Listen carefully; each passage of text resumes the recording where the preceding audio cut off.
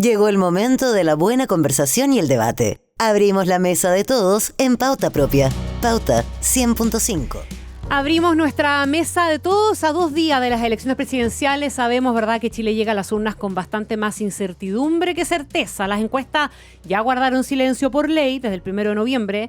No las conocemos, pero los datos que alcanzaron a publicarse muestran una carrera abierta, marcada por la volatilidad, los indecisos, el regreso del voto obligatorio.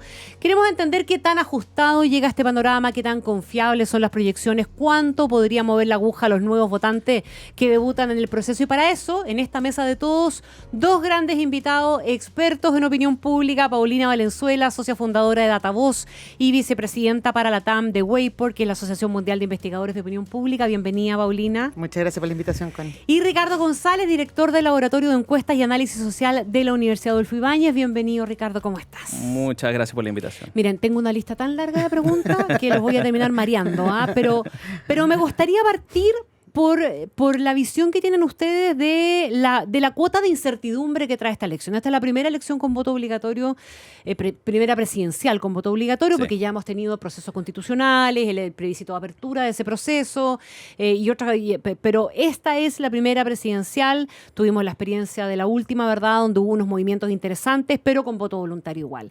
Entonces, vamos primero por el impacto del tipo de voto que se mueve en esto. ¿Cuánta de esta incertidumbre que estamos viviendo hoy día es real? ¿Qué capacidad de pronosticar efectivamente tenemos en este escenario? Partamos la conversación por ahí. ¿Qué les parece? Paulina. Bueno, es interesante esta elección porque si uno mira el pasado, al menos en términos de voto obligatorio, lo que tenemos son los plebiscitos, claro, y las elecciones municipales. Y en el caso de los plebiscitos, yo destacaría 2 cosas. Uno, que el plebiscito en el que se decide los procesos constitucionales, la votación con voto voluntario fue prácticamente un 78-22%, 78 aprobación de iniciar el proceso, sí. Pero voto voluntario.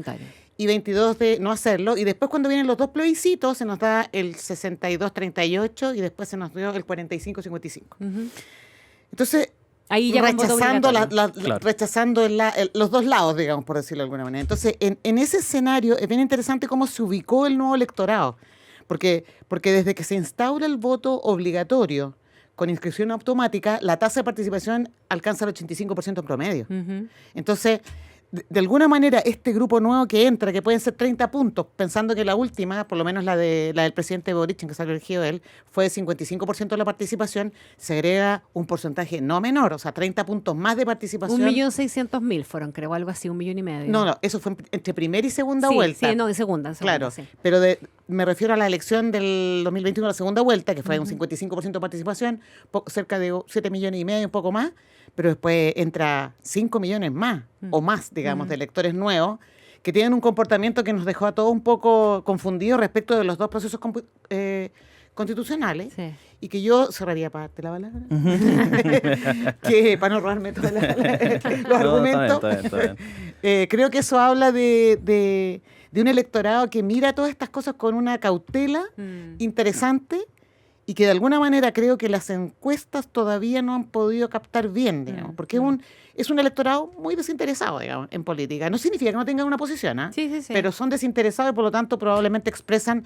con menos ímpetu o menos ánimo, digamos, su opinión en las encuestas. Tal vez, Ricardo, un electorado menos ideologizado y que vota más por los problemas, por la coyuntura, y eso puede hacer creer que el péndulo se mueve hacia un lado o hacia otro, dependiendo de qué es lo que marca efectivamente la coyuntura. Claro, porque uno de las cosas especiales que tiene Chile, a diferencia de otros países de la región o del mundo, es que la identificación con los partidos y las posiciones ideológicas es relativamente baja. Y llegó a un punto bajo, el más bajo, durante el estallido social. Entonces, con el paso del tiempo, las personas fueron identificándose crecientemente más con partidos. Recuerden que el año 2015 hubo una reforma que orientaba a oxigenar el sistema de partidos, claro, que promoviera que fuera más fácil crear uno para canalizar esas preferencias que la ciudadanía tenía. Sin embargo, eso por un largo tiempo no ocurrió. Claro. Sin embargo, lo que está ocurriendo ahora es que crecientemente hay personas que más se identifican con partidos. ¿Por qué es una cosa importante? Porque eso le contribuye a dar cierta estabilidad menos volatilidad a las preferencias electorales.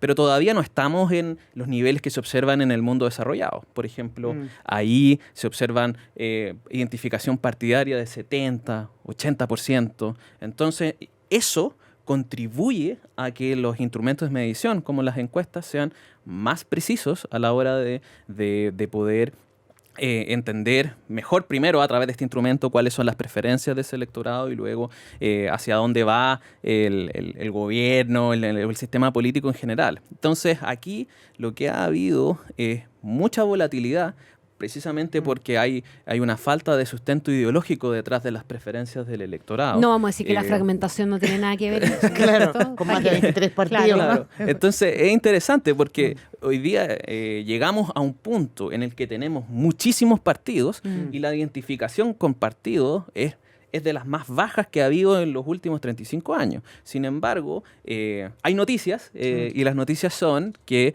esa identificación ha subido. Y en particular, en un principio, al principio de esta década, la identificación con los partidos subió principalmente por el avance del Partido Republicano y hoy día es mucho más transversal.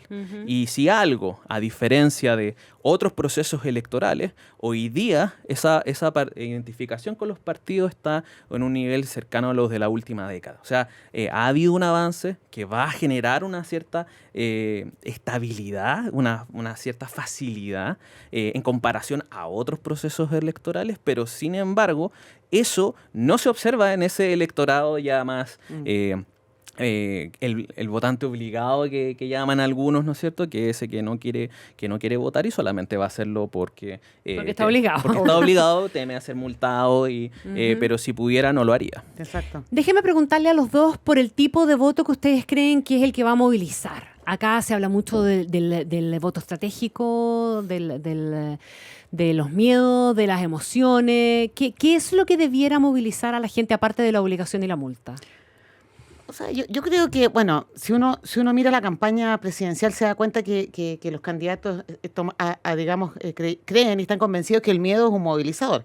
Porque el discurso en general, salvo algunas excepciones, digamos, el discurso en general es bien negativo, bien como catastrófico. Sí. Esto del Chile se cae de pedazos, de que la delincuencia no nos deja salir de nuestras casas. Me pongo detrás de un vidrio. Claro, o sea, hay mucho de apelar al miedo para movilizar. Creo que en ese sentido ellos apuestan efectivamente a conectar con la emoción, digamos, de un electorado.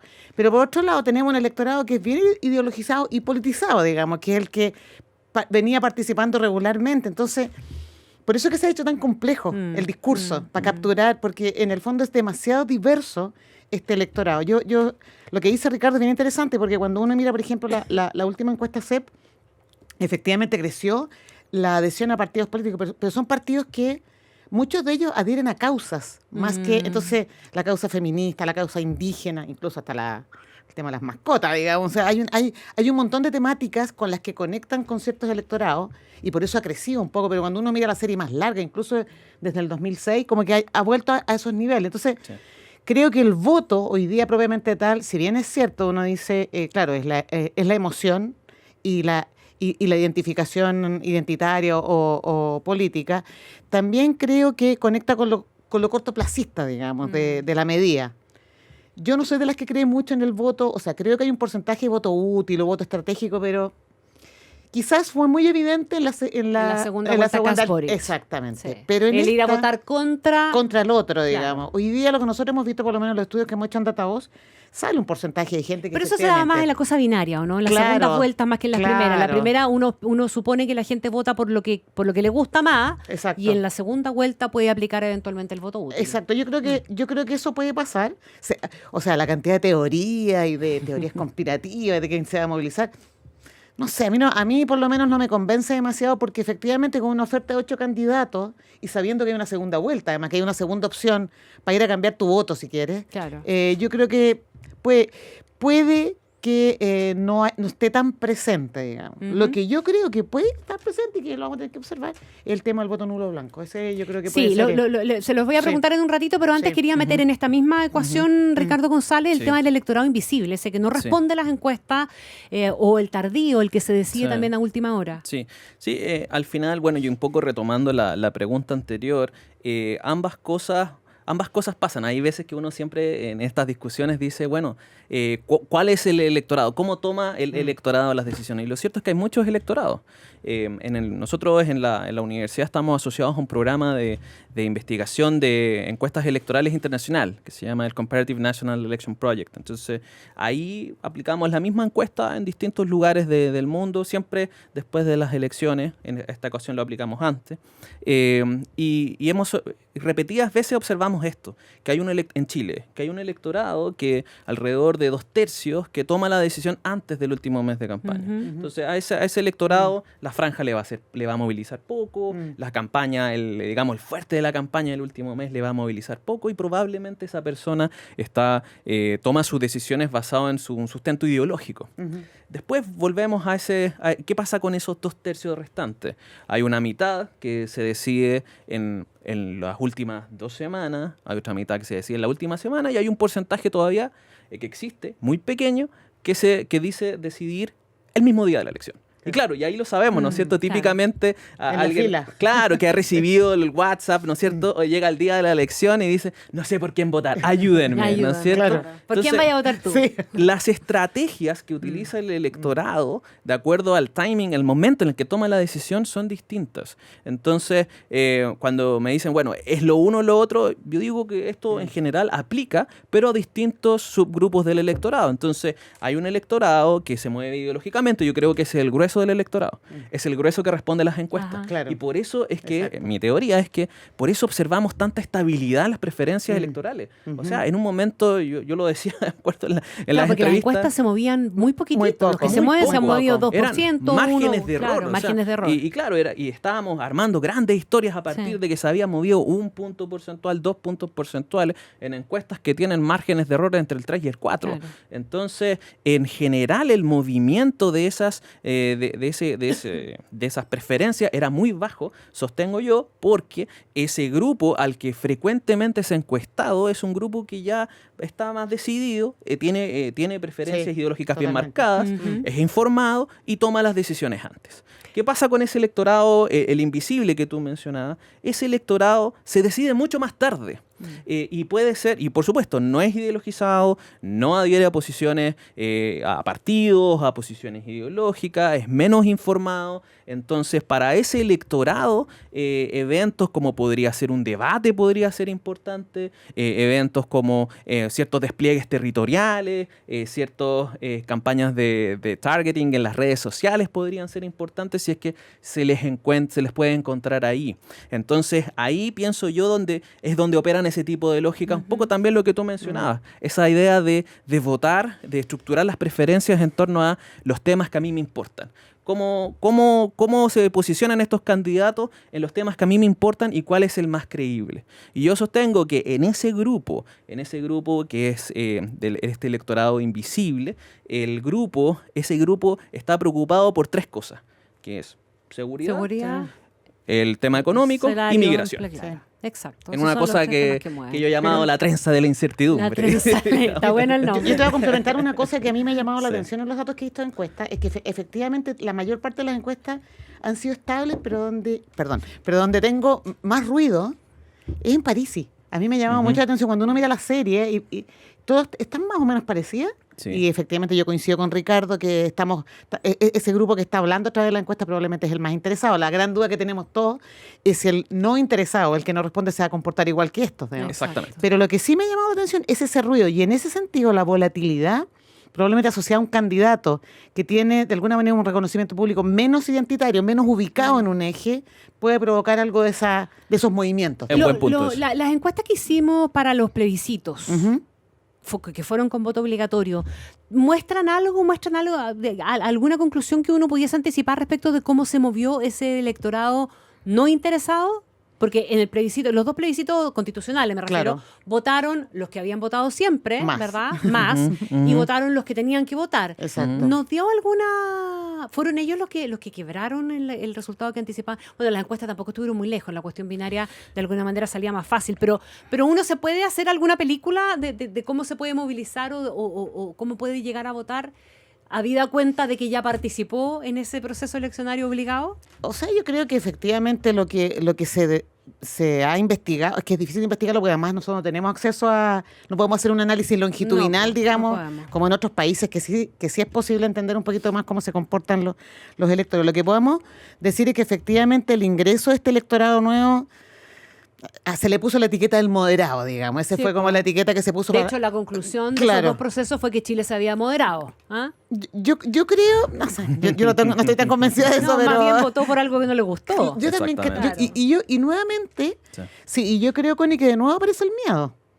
La cosa exactamente, la incertidumbre. Yo no quiero que me cambien tanto esta cuestión, quiero que me mejoren cosas, pero que no que me la cambien. Exactamente, yo creo que hay algo de eso, y por eso es que esta campaña conecta con ese electorado, porque particularmente los candidatos o candidatas le hablan al corto plazo. Fíjate que no estaba en la conversación la educación. El tema de educación no estaba en la campaña. Aquí hemos hablado de todos esos temas importantes. Me parece muy bien, pero en general, desde el punto de vista público, por lo menos los candidatos en los debates o no lo ponen porque efectivamente no es un tema que en teoría, digamos, pueda movilizar un cambio. Entonces, yo creo que este es un electorado más bien, el que entró, más bien, como decía Ricardo, cortoplacista, quiero que me resuelvan los problemas, quiero ver cambios, porque ese es el otro tema, el de la credibilidad.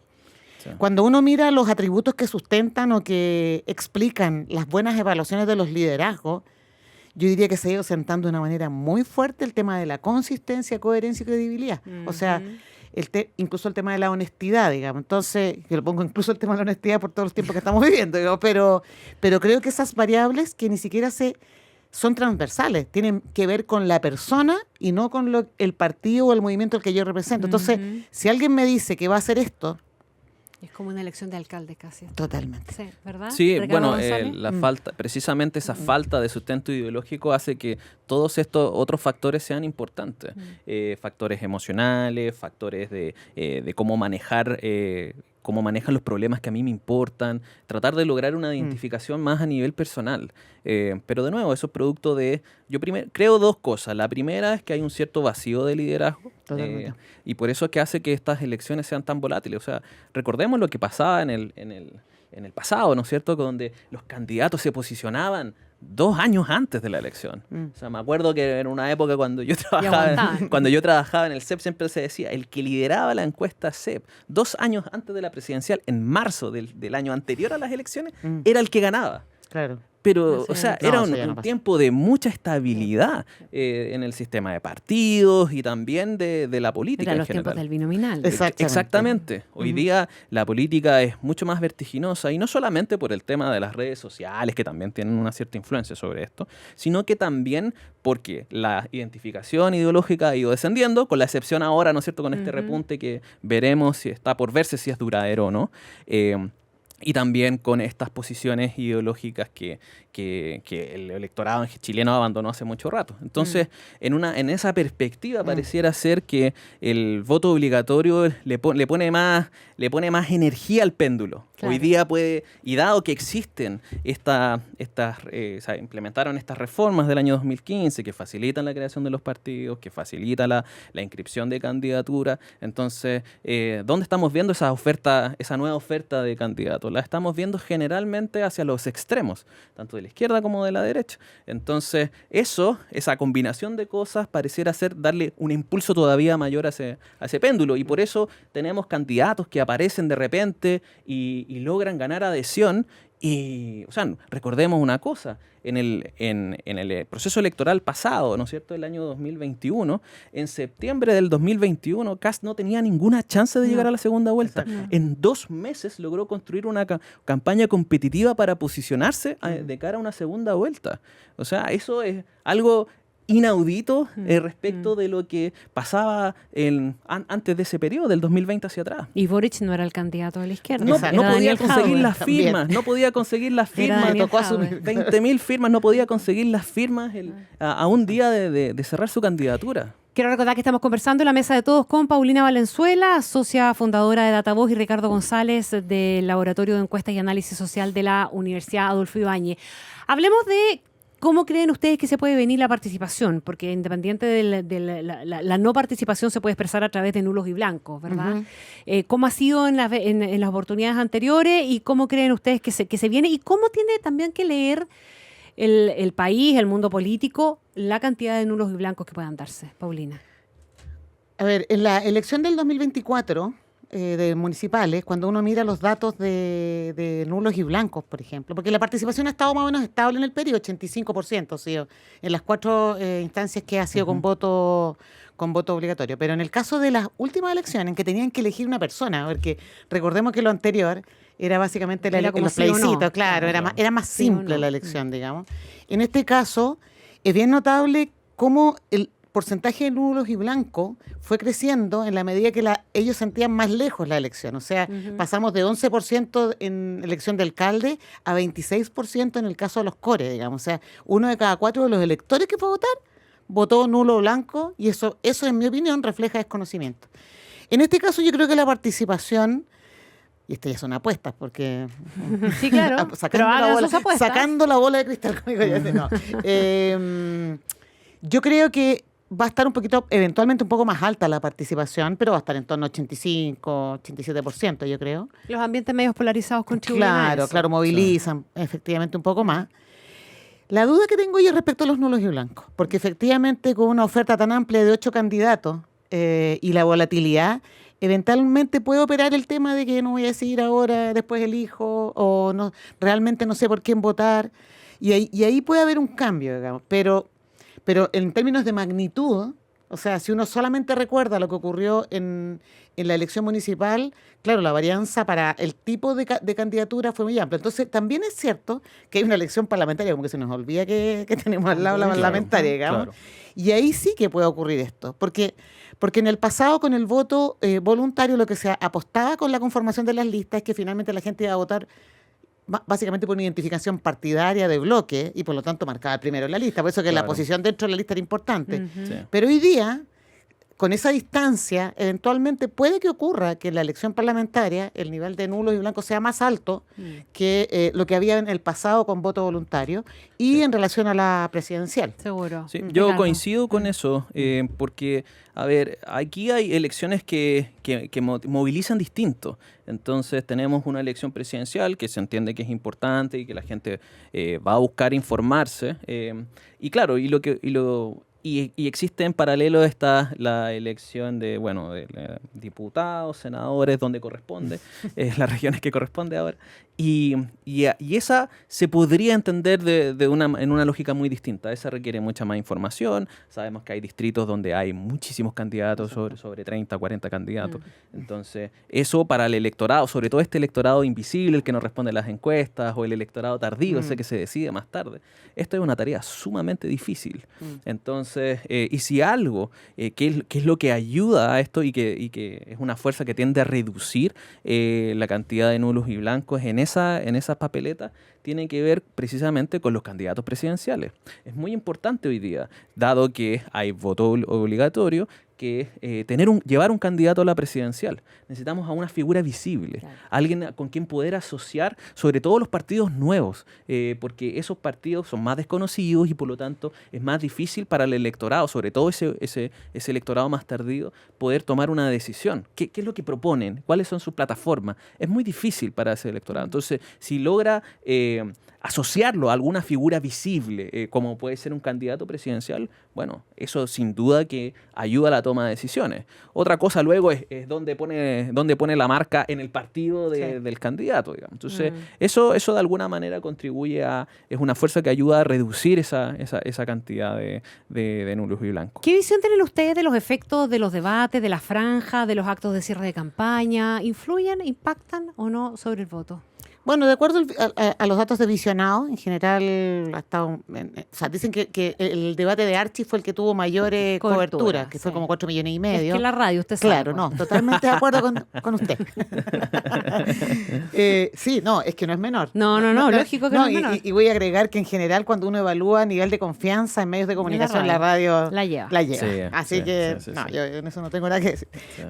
Pero sí creo que nuevamente... Y aquí volvemos al electorado más interesado, son ellos los que están viendo. Entonces, yo creo que lo que ocurre con los debates y con las franjas es que se produce el sesgo de confirmación. Yo vuelvo a escuchar el que dice el que yo le creo, el que se conecta con lo que yo pienso. Entonces, no hay mucha diferencia. Sin embargo, Yo por lo menos creo que los debates, más que la franja y los cierres de campaña, porque los cierres de campaña estás con tus adherentes. Sí. La franja estás solito, no hay nadie que te esté presionando. En tanto, en los debates, yo soy de las que cree que ha sido una buena oportunidad para que aparezca la persona detrás del personaje en términos del liderazgo. Porque los llevan a posiciones, los tensionan. O sea, por ejemplo, en el caso de Kast, le pasó que en el último debate, por primera vez, algo dijo respecto a su posición valórica en términos del aborto, porque en ninguno de los debates anteriores ni nadie lo había podido sacar, mover de ese lugar. Sí. Entonces, en esa línea, yo sí creo que el debate, y me parece que es un acto democrático que se haga a través de la televisión abierta, las radios, para que la gente escuche, pero que tenga un impacto determinante en el cambio de voto, no. Sin embargo, en aquellas opciones más volátiles, en que yo estoy moviéndome en el mismo sector, puede que algo genere, porque vuelvo al tema de la credibilidad, la confianza, la honestidad. Entonces, cuando aparece la persona, uno finalmente cree en las personas por lo que ellos te muestran, digamos. O sea, no es solo por lo que dicen, porque lo que dicen puede ser una lista de supermercado, digamos. Exactamente. Pero cuando yo veo que esa persona es consistente, coherente, bueno, con algo conecto ahí, digamos. ¿Ricardo? Sí, coincido en general. Creo que los efectos que tienen este tipo de instancias, más allá de que las considero sumamente valiosas, por las razones que describe Paulina, sobre todo porque nos ayuda a ver, entender mejor las posiciones en un contexto donde, digamos, se les puede apretar, digámoslo así. Y permite el intercambio de ideas también, que me parece súper importante para la deliberación. Pero habiendo dicho eso, en general, a esa altura, ya estamos hablando a días de las elecciones, el efecto que tiene este tipo de cosas es en el margen, es marginal. ¿Ustedes serían partidarios? El otro día lo conversaba con Marcelo Giselrad, que es el organizador, productor ejecutivo de los debates de Anatel, hacer un poquitito esta idea, un poquito otros países del mundo, los gringos, ¿verdad? Sí. Tienen como un 15%, el que no llega al 15% no participa en estos debates. Ya, pongámosle el que no llega al 10%. Si queremos ser generosos. ¿Pero ustedes reducirían el número de participantes o consideran que todo el mundo tiene derecho a...? Pues yo tengo la sensación de que al final... Mira, en el debate de la Anatel el otro día... Duró 3 horas. Sí, tuvieron 15 minutos cada uno en total para hablar. Claro. ¿Qué sacas tú con 15 minutos? De verdad, o sea, ¿qué impacto puedes llegar a generar solamente con 15 minutos y en medio además de cuestiones que tú sabes que rebotan un poquitito en la pared? No sé, a mí siempre me ha dado vuelta eso y encuentro que debería llegar el momento, así como la vea la encuesta, que también creo que generan una distorsión, una falta de acceso a información que también es súper importante y que puede alterar de alguna manera, inclinar. No sé, ¿ustedes tienen posición respecto a esas dos cosas? La veda y la cantidad de participantes en los debates. De las dos cosas. La primera, el problema de la primera, o sea, que sí tiene todo el sentido del mundo que hablar 15 minutos en una cosa de 3 horas, en que es probable que la caída de atención de cualquiera que esté ahí, o sea, yo recuerdo el primer debate fue agotador, el primer terrible, larguísimo, agotador. O sea, es efectivo, pero el problema es cuál es la métrica que usas para seleccionar. Porque volvemos al problema de la encuesta. Ya vamos a hablar de la encuesta. Si volvemos a la encuesta, entonces volvemos al problema, ¿te fijas? Entonces... En el fondo yo creo que mientras no existan una medida... legitimada y aceptada. Exacto, es muy difícil decir, sabes que ustedes no. Ahora, lo que sí creo es que con el cambio del sistema de inscripción de candidatos, recuerda que en la próxima elección el 5% para inscribir una candidatura va a estar basado en la participación 70.000 votos. Entonces se duplica. Entonces ahí vamos a subir la barrera. Exacto. Y eso sí permite. En el fondo yo creo que es lo mismo que me decía Marcelo Giselrad. Claro, con eso tú logras cambiar y pasarlo de la veda. Y en el tema de la veda, bueno, yo soy de las que creo que la veda... O sea, está instalada bajo el supuesto de que genera algún cambio o afecta la decisión de voto, pero el punto es que circulan igual los datos. Y entonces, es súper poco equitativo ese acceso al dato. Digamos. No, y además impide el accountability de las empresas que hacen encuestas. Yo creo que esa cuestión es muy central porque... Eso debería durar hasta ayer, hasta el momento del cierre de las campañas. Totalmente. 3 días antes. Por ejemplo. En el caso de la participación en los debates, yo ahí coincido que el problema es anterior. El problema es que hoy día es muy fácil ser candidato presidencial. Claro. Y aquí yo creo que lo que hay que repensar, me parece a mí, es ese. Hay que subir los criterios para poder ser candidato presidencial. Entonces, claro, hay un problema anterior, pero bueno, si nos quedamos con las mismas reglas pero igual vamos a subir ahí, como decía Paulina, claro, pero bueno, al doble, si lo subimos y no termina siendo suficiente, bueno, hay que buscar un mecanismo que legitime esta cosa, pero lo que tú dices es muy cierto. O sea, a mí lo que me gustaría personalmente es ver a los candidatos debatir entre ellos. Sí. Y eso obviamente con 8, 7 o 6 candidatos es imposible. Es imposible. Y respecto de la DEA... un debate archi con 9, ¿se Sí, claro. Y varios de los mismos, de los que fue. O sea, exactamente. Hay 3 nuevos. Exactamente, y ese es todo el punto también. O sea, no se trata de prohibir que las personas sean candidatos presidenciales, sino que poner una vara un poco más alta, porque también ya está pasando que los candidatos se repiten una y otra vez y no con más éxito. Entonces, como que la gente también entiende el juego que están jugando y al final todo se vuelve un poco, digamos, engañoso. Estamos junto a Paulina Valenzuela y a Ricardo González. Hablemos de las encuestas, porque yo creo... ¿Podemos hablar de las encuestas? Sí, ¿Se puede? Las encuestas han tenido luces y sombras desde siempre, ¿verdad? ¿Quién se puede olvidar el año 89, 90 de... Scopus. Lo del plebiscito o lo que de la salió elección. en bata. Beltrán Urenda, año 1993, un exit poll. 1993. No vamos a revelar quién fue quien hizo ese estudio. ¿Para qué? ¿Para qué? Pero tú no estabas ahí todavía. No, yo era un niño. De pecho. Bueno, pero luces y sombras de las encuestas en el tiempo siempre las hemos tenido, ¿verdad? Y normalmente en la última etapa, ya lo habíamos dicho, acertaron bastante bien en las cuestiones más binarias, proceso, o sea, sí, no, apruebo, rechazo, segunda vuelta electorales. Pero en primarias, en primeras vueltas y ahora con los 9, 8 candidatos tenemos las tremendas dudas y la incertidumbre de la que estamos hablando finalmente.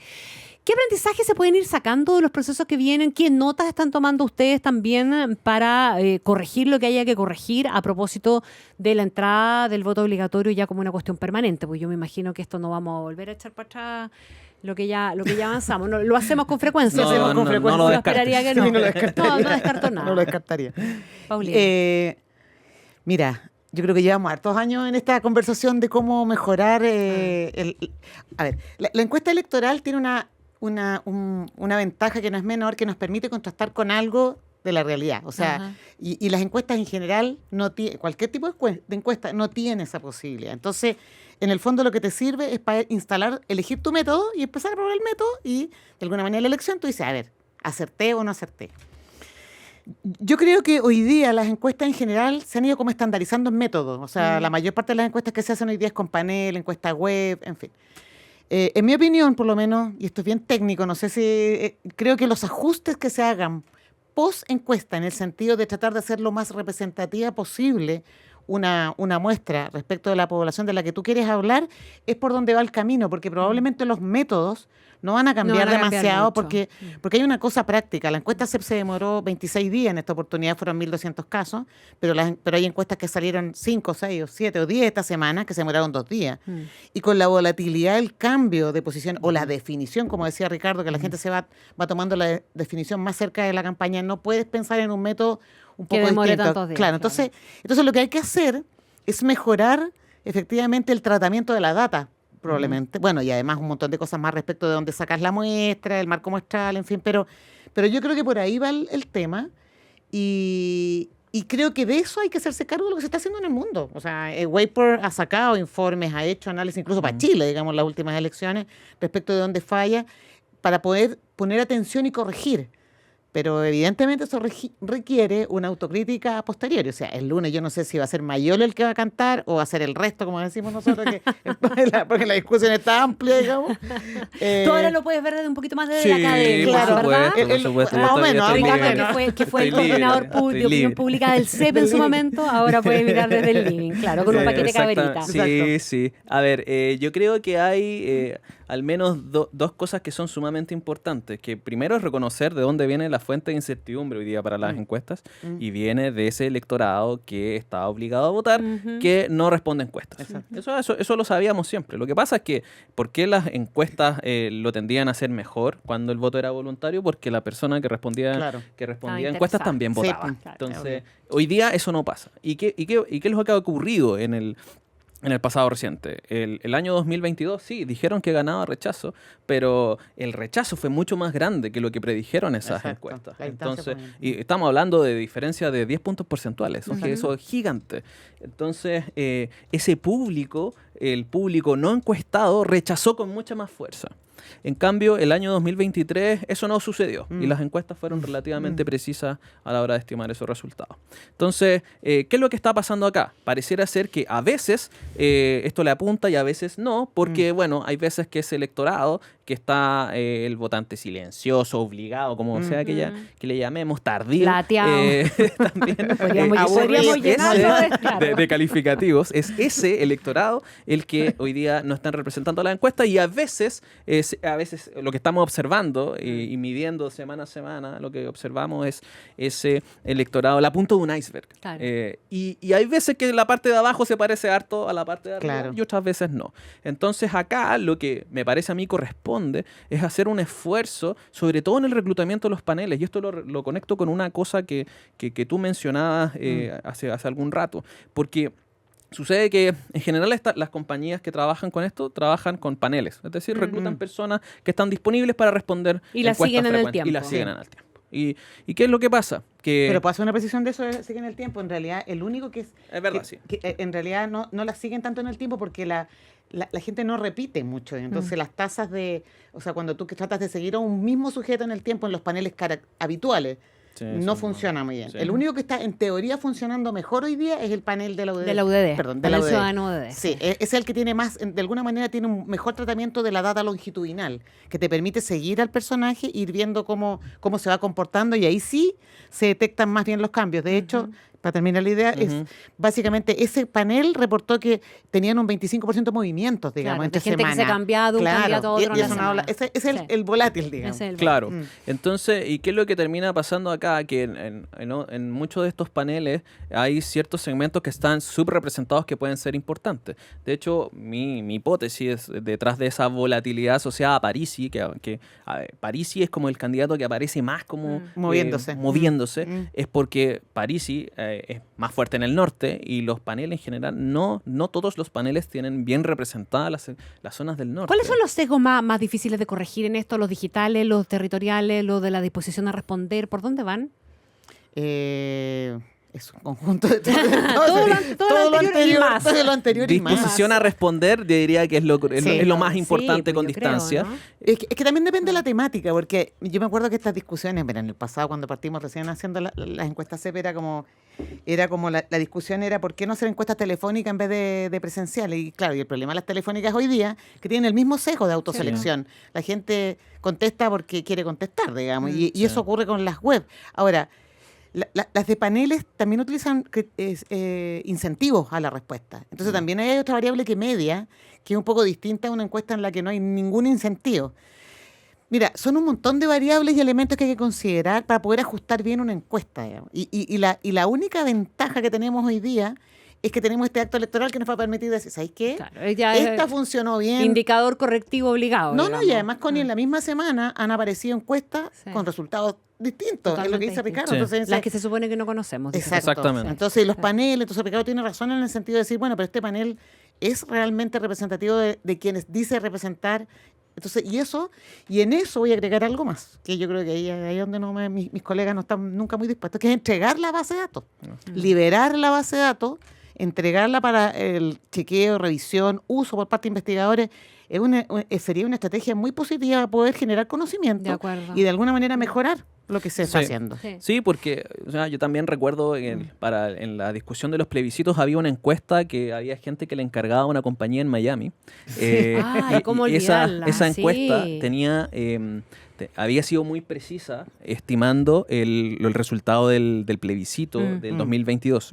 Pero claro, era una muestra un poco rara, porque yo la miraba, aparte además tenía 13.500 casos, muchísimo. Sí. Entonces, mucho más que cualquier encuesta normal de las que se conocen acá. Entonces, ¿qué pasaba? Que tú mirabas la composición de esa muestra y tenía un electorado fuertemente republicano. Claro. Entonces, claro, ese sesgo le sirvió para estimar con precisión en el primer rechazo, pero en el segundo ellos estimaron que votaban a favor. Se cayó feo, sí. Exactamente. A eso voy, como en tratar de entender mejor la composición de los paneles y luego hacer los ajustes de manera de tener algo que se parezca a las preferencias de Ahora, ¿ustedes dirían que las encuestas ciudadanía sirven más para leer el clima político que para pronosticar un resultado exacto, ¿verdad? Porque la gente le pone mucha ficha que la encuesta... No, la encuesta es una buena foto o una buena línea de tiempo del clima político. Totalmente, de hecho... De tendencias, de... No, totalmente. O sea, de hecho, una de las cosas por las cuales yo defiendo tanto la encuesta CEP como una herramienta que genera un conocimiento y te da una información que el resto no te lo está dando, digamos, o sea, o te lo da media. Porque de hecho la encuesta CEP tiene una mejor cobertura. O sea, que la tasa de respuesta a la encuesta CEP sea 62, 63% versus las otras que están en torno al 5 o 10%, habla de algo. Entonces, estamos llegando a ese electorado. A lo mejor no totalmente, pero estamos llegando a esa porción de la población que es más reacia a opinar a través de estos otros medios. Entonces, yo creo que claro, puede que en términos electorales, cuando le preguntas por intención de voto, es muy largo el periodo y se producen cambios, pero cuando utilizas la otra información que habla de creencias que están más arraigadas, lo que decía Ricardo, cuando te metes más en la parte de abajo del iceberg, digamos, para entender mejor, bueno, te hace más sentido por cómo la gente elige o el juicio que hace respecto del gobierno, las instituciones. Yo creo que en esa línea, o sea, y porque yo me dedico a eso, a la investigación social también, para nosotros es una herramienta fundamental, digamos, para entender un poco en qué está la población, qué cree, qué para siente, los periodistas qué piensa. también. Exacto. Sí. Finalmente, esta cosa que se dice la madre, la encuesta tiene que ver con eso. Exacto. O sea, hoy día tiene que ver más con esto, porque en un momento sí tenía más certezas en la cosa política electoral. Claro, pero hoy día llega tan tarde o tan temprano, el escenario captura, es una foto de un escenario político tan distinto del vigente el día de la elección que al final Nos quedan 2 minutos. Yo quisiera saber si tienen ustedes alguna lectura anticipada o alguna proyección que puedan hacer respecto del tema parlamentario, porque acá tenemos la mitad del Senado en juego, una supuesta renovación de la Cámara de Diputados, digo supuesta porque hay varios que probablemente que se están repostulando y van a ser reelectos, pero vamos a tener probablemente una reconfiguración del mapa político, incluso de las mayorías. El hecho de que la derecha vaya en 2 listas puede que no asegure una mayoría para ese sector en el Senado. ¿Qué proyecciones podemos hacer en la lógica de si el próximo gobierno, que pareciera va a ser un gobierno de derecha, va a ser un gobierno que tenga contrapeso, o sea, va a tener minoría o mayoría? Porque probablemente esa es la gran inquietud, ¿no? Sí, mira, es divertido porque yo creo que efectivamente las estimaciones o proyecciones que han salido de distintos investigadores que utilizan la información pasada, de elecciones pasadas, para decir cómo viene la mano, digamos, y ahí hay un tema, pero bueno, es el instrumental que hay, digamos. Sí.